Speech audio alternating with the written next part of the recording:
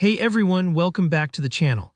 Today, we're tackling a super important challenge you might run into in Power BI: circular dependency errors in calculated columns. By the end of this tutorial, you'll know exactly what causes these errors, how to spot them, and most importantly, how to resolve them the right way so your data models stay clean and powerful. Let's jump straight into a classic example. Imagine you've got some sales data for a small electronics store. Think of it as a simple table with orders, products, quantities, and unit prices. We'll load this table into Power BI and call it sales data.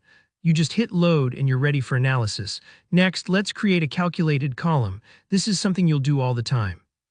You want to calculate the total price for each transaction. In the data view, look for the table icon on the left, click that.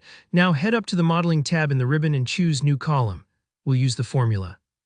Total price equals sales data unit price asterisk.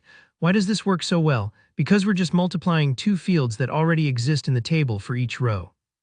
It's a straightforward calculation. Power BI can handle this easily, and you'll see your results instantly under the new total price column. Now here, where things can get tricky and where a lot of people get stuck.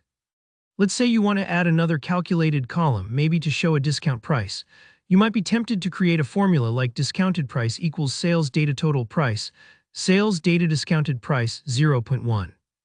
When you try this again under new column, Power BI throws an error, circular dependency detected. What does that mean? Basically, your new column is trying to use itself in the calculation directly or indirectly. Picture it as a dog chasing its own tail. Power BI goes round and round, not knowing where to start or end the calculation. This is called a circular dependency, and it stops your calculations cold. So what's the right way to solve this? The secret is to use measures instead of chaining calculated columns.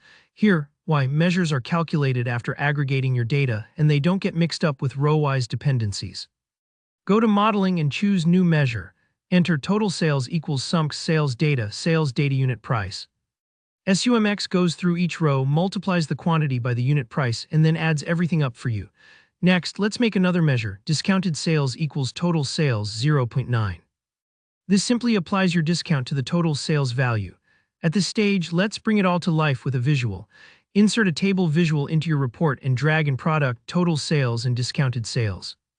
Instantly, you'll see each product, its sales totals and discounted totals. No errors, no fuss. Everything updates dynamically when your data changes, just like magic.